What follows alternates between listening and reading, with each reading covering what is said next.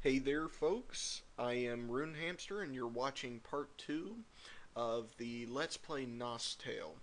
We are still in newbie land, and I do want to apologize for those of you that watched the first video for leaving so abruptly.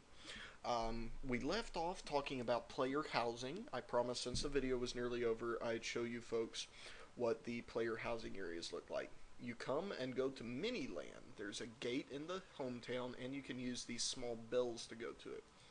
When you first enter Miniland, your first reaction, or at least mine was, maybe, oh my gosh, it's Maple Story. Well, it really reminds me of Maple Story.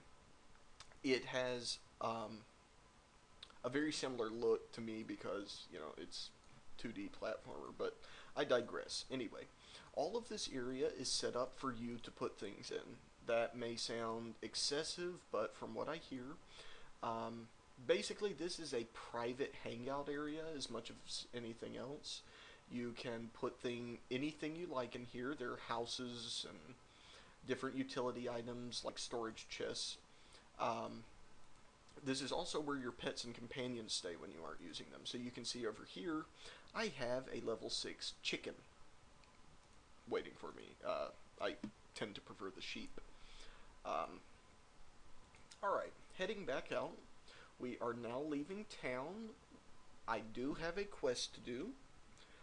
I am going for the Cobalt Mine raid. I'm supposed to get 3 wooden hammers. I've already gotten one, even though I failed the first time.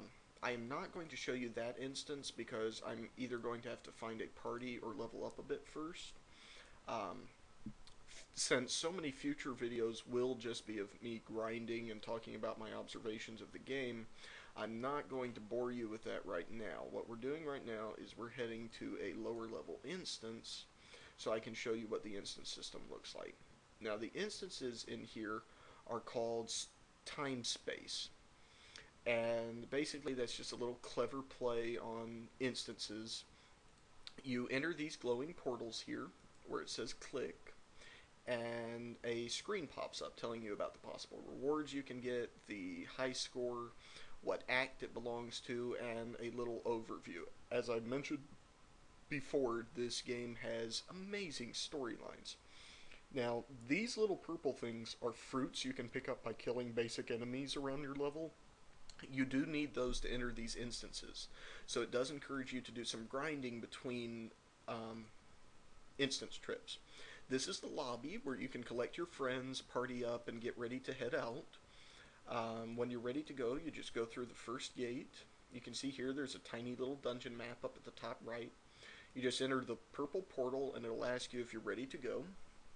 You do have a time limit, which I found very interesting, and it's a pretty stringent time limit. This instance has a 5-minute time limit. If you aren't done within the 5 minutes, you fail and are booted out.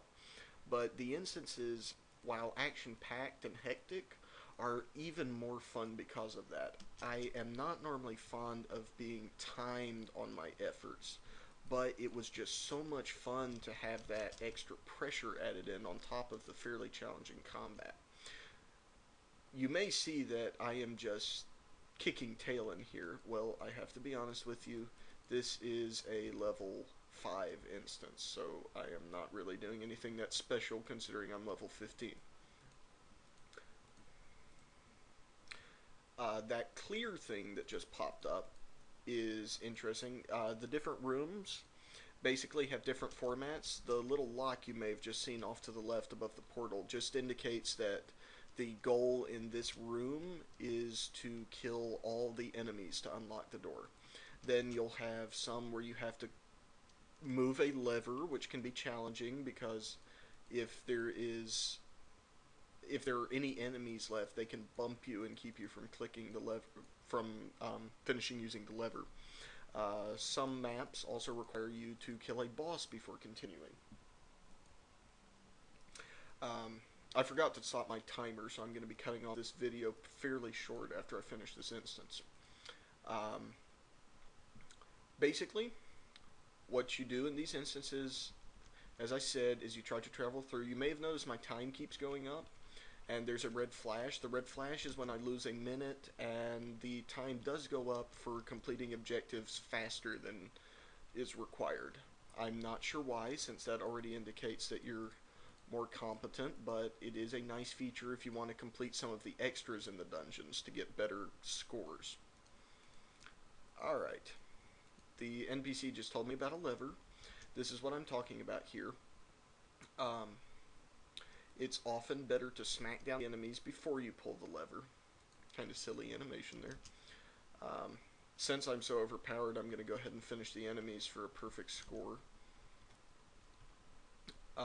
One interesting thing I'd like to show you folks once I get out of the dungeon is there's a very unique control system that I was not expecting. It's, aha, 3 perfects. Awesome. The control system is very unique in here, something that I didn't even notice at first, but was really incredible, is the F keys, the first few F keys. F1 selects your player only. F2 only selects your pet. You can move, attack with your pet. You cannot use pet skills because pets do not have skills, but amusingly enough,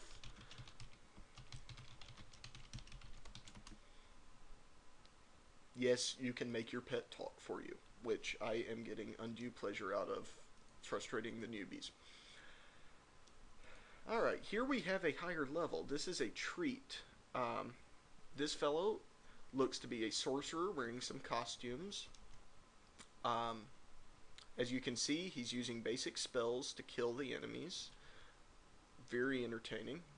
Just thought you guys might like it if I stopped to see the class. I am trying to kill a large group of level 8s I apparently drew just by standing near here. That's nice. Time for healing item. I'm not sure if I mentioned healing yet. I probably did, but I'll talk about it more later. Alright. A wise warrior knows when to run. I appear to be outmatched. Okay, as I said, I am not sure how much time I have on this one, so I'm going to go ahead and cut it short since it's frustrating to redo a video. Again, as usual, thank you for watching, and I hope to see you for the third part, where I'll be doing some random grinding. I will probably not put that up until I've achieved my next class level, though. Have a good one. This is Rune Hamster signing out.